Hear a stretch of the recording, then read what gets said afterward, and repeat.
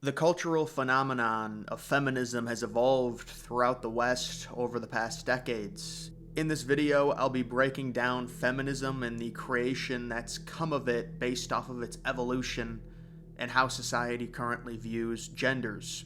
It's loosely accepted that feminism at this point has had four waves, with the first wave revolving around women's suffrage happening in the mid 1800s, the second wave happening from the 1960s to the 80s, centered around issues like workplace discrimination and reproductive rights, with the third wave commencing around the 1990s, focusing on individual identity. And the final wave, which is the one we're currently living, has been driven mainly by social media emphasizing sexual harassment, body positivity, and inclusivity, focusing mainly across gender and racial lines.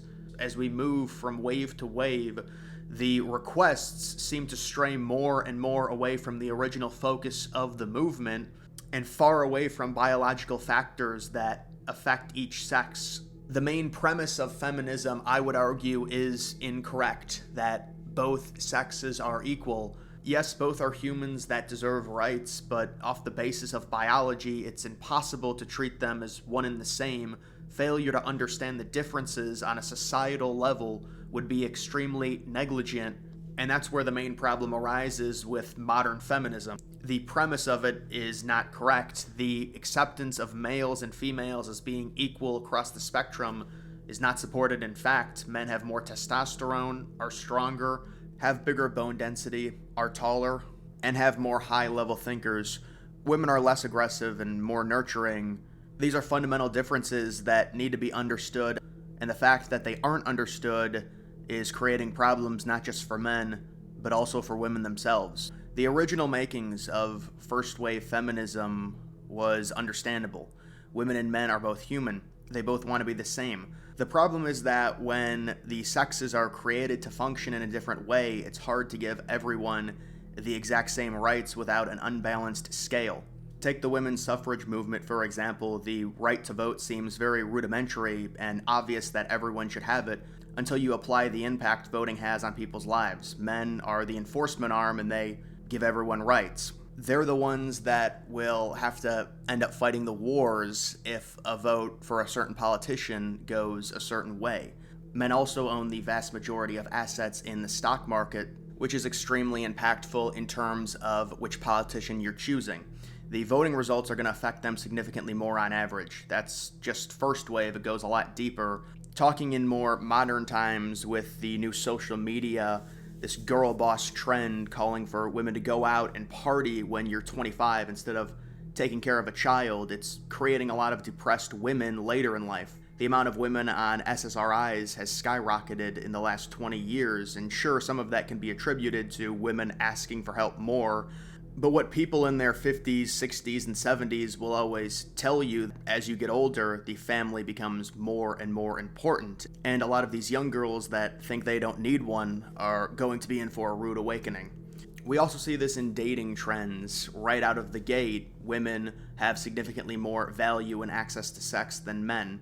Men on average must build up their value over time in their career and in the gym to become attractive to women. Women immediately have access to high-value men when they're young, which causes them to think the access will never go away. Well, with age, it certainly does. If you don't have proper gender roles in society, society cannot function properly. Another great example of modern-day feminism is what we're seeing at the college level. Women are going to college at a significantly higher rate than men on average and run up ridiculously more debt, acquiring a degree that most likely will be of the less impressive type.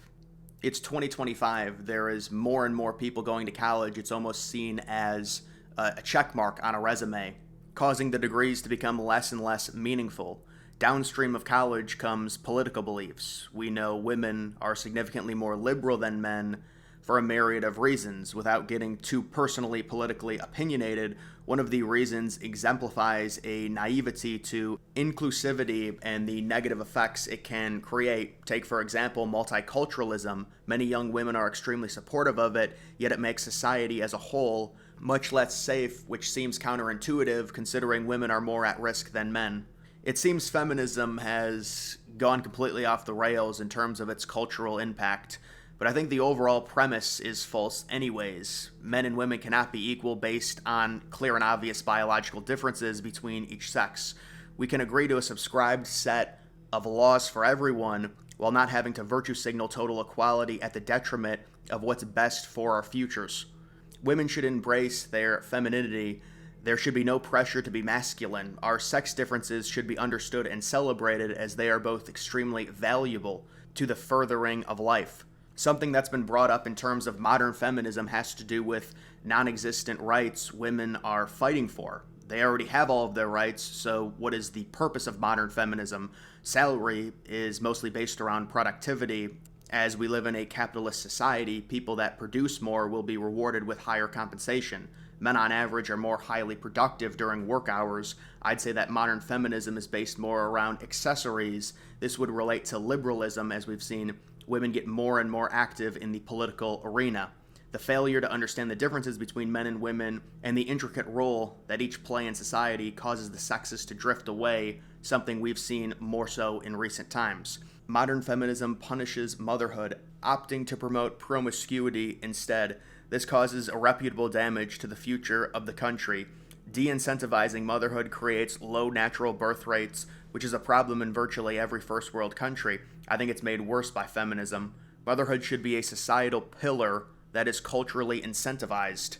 Modern feminism has become more so about virtue signaling women by giving them a pathway to blame men for all their problems. The original goal of feminism was equal rights. They already have that, so what is the purpose of it now? On average, women are now also more qualified than men in academia. Destroying natural gender roles creates an inorganic workforce that will be more inefficient. Destroying natural gender roles creates an inorganic workforce that will be more inefficient. Also, workforce jobs are not all equal. All of the dangerous, hardened jobs are dominated by men. Does this mean that men should start their own movement to demand more rights or more representation? Well, no.